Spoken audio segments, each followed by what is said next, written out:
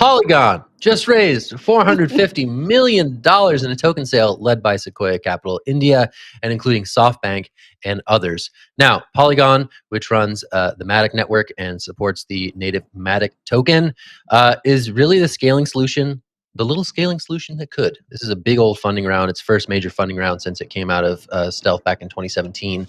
And really goes to show that the ETH gas is too damn high really continues to be a major selling point for funding rounds in the market to this point. So this one's interesting. A lot of little interesting tidbits in here, including some prominent backers. But I'm going to throw this to Will for his initial thoughts on the big Polygon news.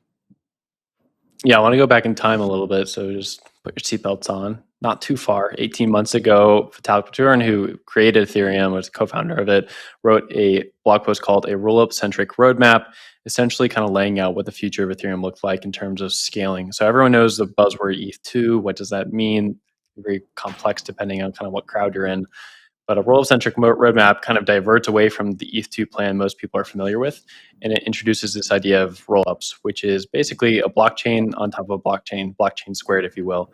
Basically, take the underlying software that is Ethereum, you put it on top of Ethereum as its own contract, basically Ethereum living within a smart contract on Ethereum, and then you've basically improved your amount of transactions you can have on chain because everything operates in this rollup higher up on a second level of the blockchain. It's a pretty innovative idea, and a lot of these developers have been running with it for quite a while, including Vitalik.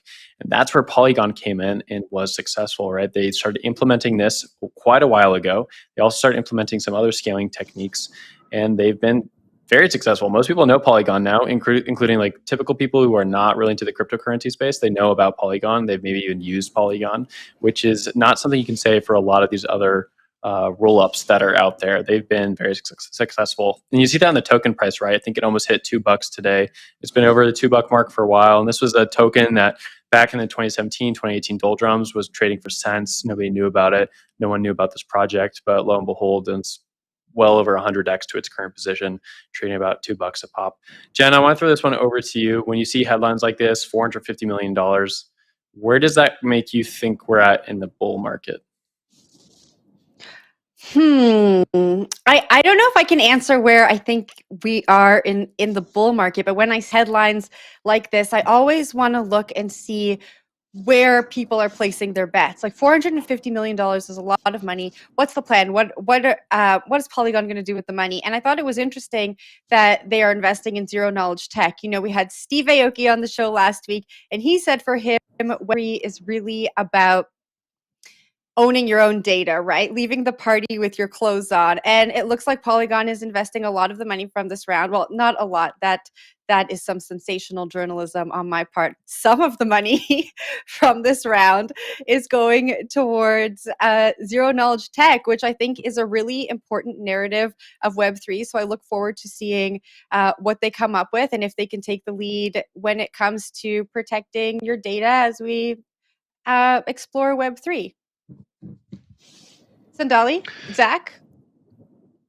I mean, I'll riff on that. I think it's going to be really interesting to see, if Polygon can keep up the momentum post ETH2 merge or whatever they're calling it now. I know some of that branding has changed, but should Ethereum reach its sort of proof of stake ideal state in which transactions are faster and cheaper, can these networks that have been pitched as a faster, cheaper Ethereum alternative still command a big slice of the attention?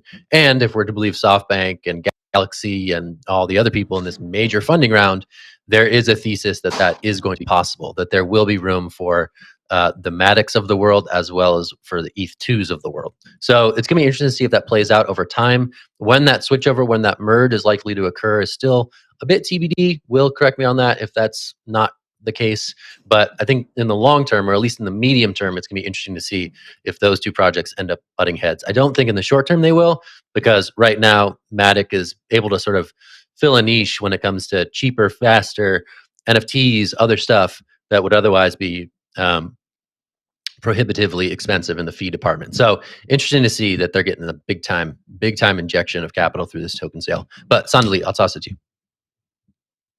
Yeah, I read somewhere that folks in the Web3 space have said they felt Polygon, kind of in spite of their work, were kind of disregarded because the team was largely based in India.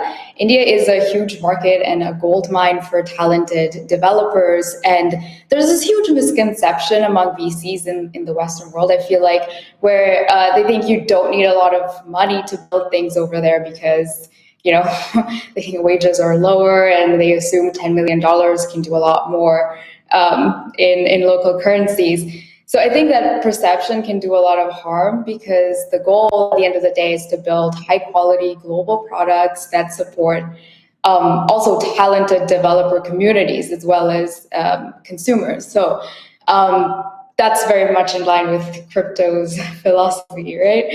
So I'm excited to see the confidence in these guys as well. Will, what do you think? Yeah, I love that you brought that up because I think that's something that the Ethereum team has done very well over the last few years, is kind of moving into these markets and these neighborhoods of the world that a lot of like the VCs in the Western world just don't really touch at all. So you've seen that Vitalik, he actually tweeted this a few weeks ago about like every country that he's been to in the world, or at least spent time in. And he spent a lot of time in East Asia, on the Asian continent. He's spent a lot of time in South America working with developers. So Argentina is a big one. He's very well known in Argentina. He's made a lot of trips there. Why? Because he thinks that like Ethereum tech and Ethereum itself could do quite well in that market and can move these people out of the bad economic situations they're in. I think it's the same thing that we see with him moving to China. He's been to China numerous times over and over again and really developed a community of Ethereum fanatics and developers within China. I'm just like glad you brought up that point itself, because I think that is something that is pretty cool about MATIC, that they've broken past those misconceptions. And you can see that in the token price, right? I think all the developers who've been working on MATIC for a while they're pretty stoked with that.